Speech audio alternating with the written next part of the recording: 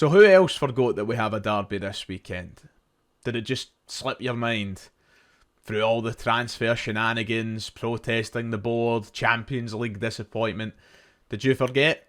Because I wouldn't blame you. And even though it might be one of the least anticipated derbies in recent memory, we've still got to talk about that, so let's do it.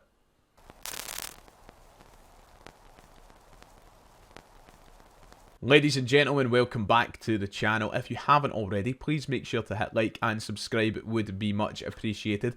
I want to give a quick disclaimer before I get going with this match preview video. Keep in mind, I am recording this Friday morning, so we're still waiting on both managers' press conferences. Celtic are still waiting to confirm the signing of Sriracha as well from Boca Juniors, and we're obviously waiting to hear more updates to do with the likes of Kasper Dolberg and other signings. So this is being recorded Friday morning before any big news, before any injury updates. Please keep that in mind before we get into today's video. So it's Glasgow Derby weekend in Scotland, the first of the season, which would usually be one of the most anticipated and most important derbies of the season. And despite this one still being important, I think we can all agree that the anticipation levels aren't where they usually would be. On one hand, you've got Celtic with fans in quite a negative sphere right now, with the protests towards the board, with the unhappiness surrounding the transfer window and the concern of missing out in the Champions League. And then on the other hand, you've got Rangers who take that to the next level, the disappointment of everything that's going on there at the minute. A manager who just can't get things going, who has virtually zero support from the fans.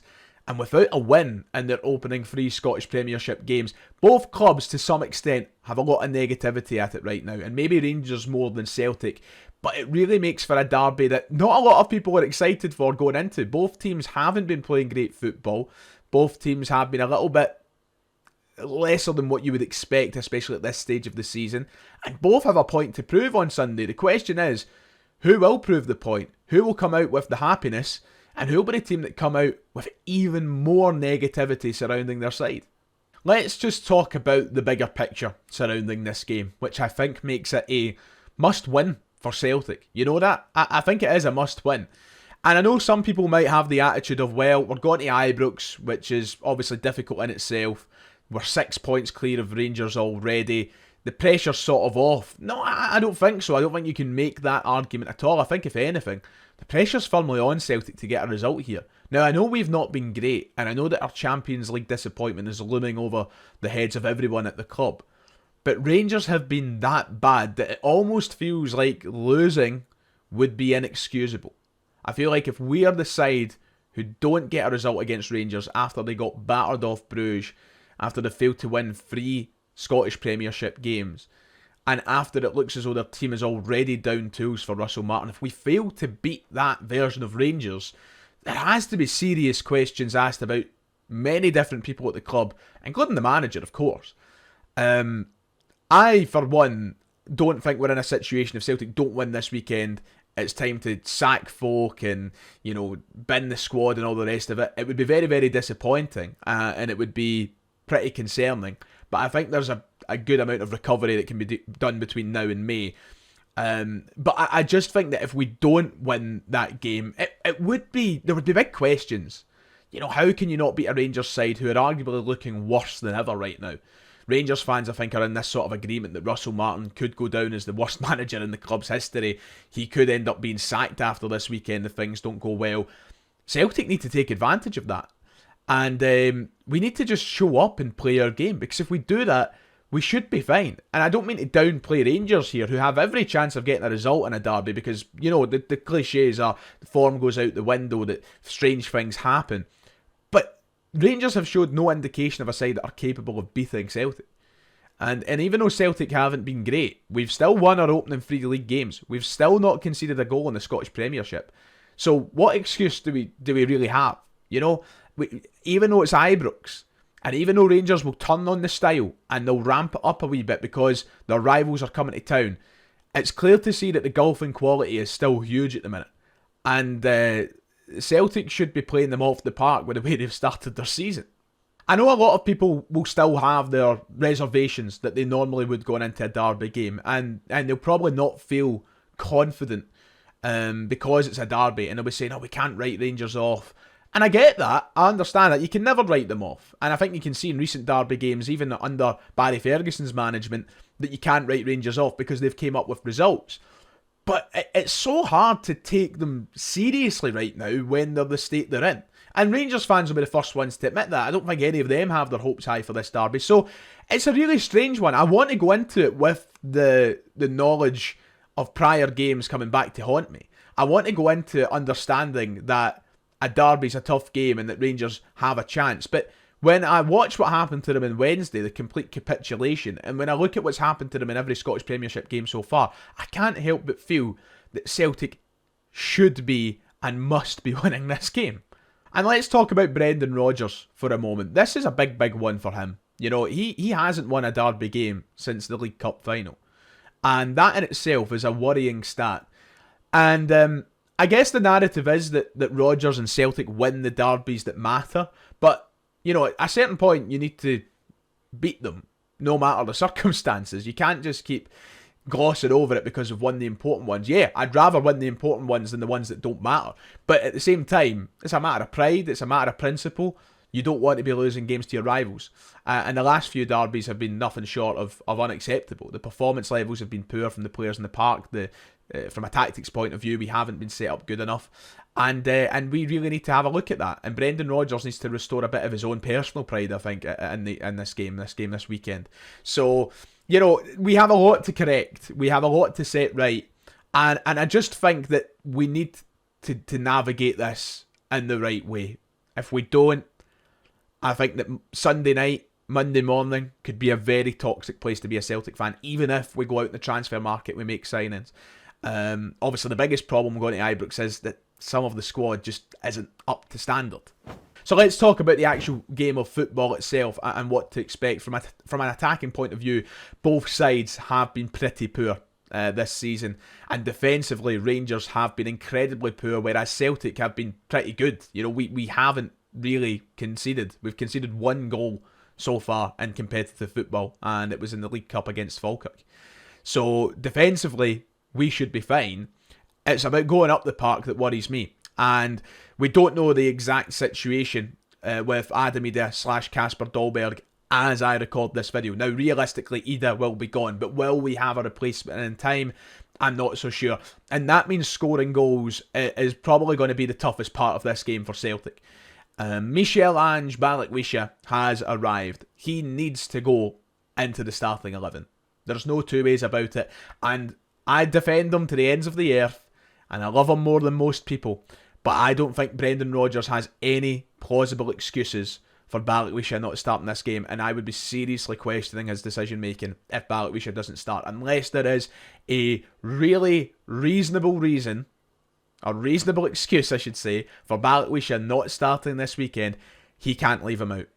He can't do it. He needs to be into that front line. We don't have quality in there. We've spent $5 million on the guy. We've been talking about him for the best part of a year now. He needs to come in, and we need to hope he makes an impact. So he starts for me, and hopefully he will spark a life into that front three. The question is who will start up front if Adam Ida's not here.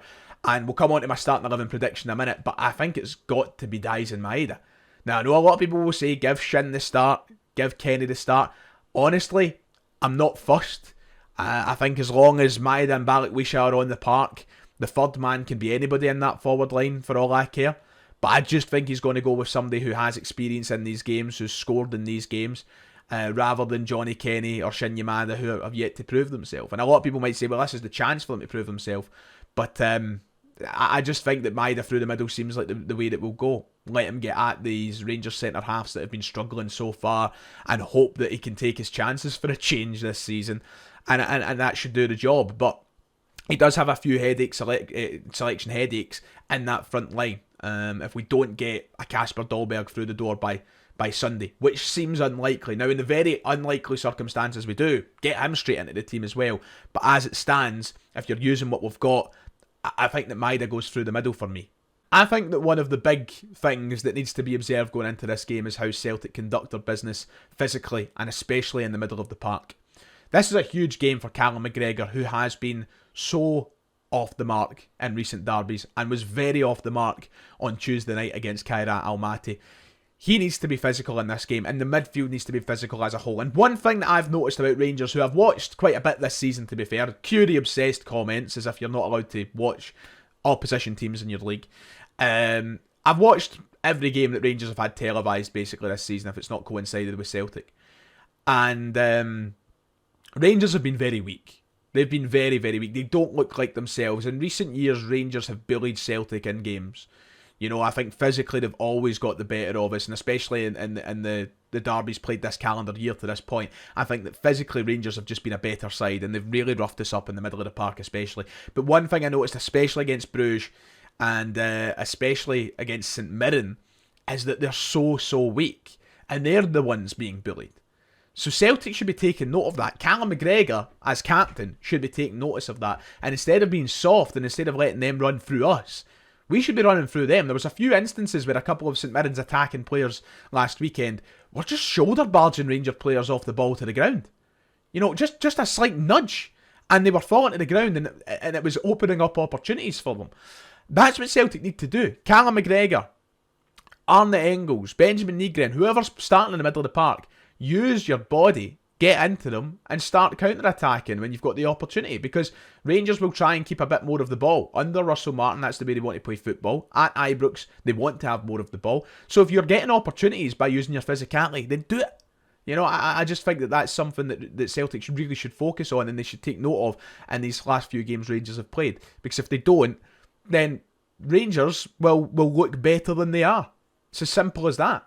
So for me, you know, the midfield is a big factor in this game at the weekend, and I think it always is in the derbies. It's nothing new. It's not a unique thought that's came to my mind just there. I think in recent years midfields have won or lost derby games for Celtic or Rangers, and we really need ours to stand up.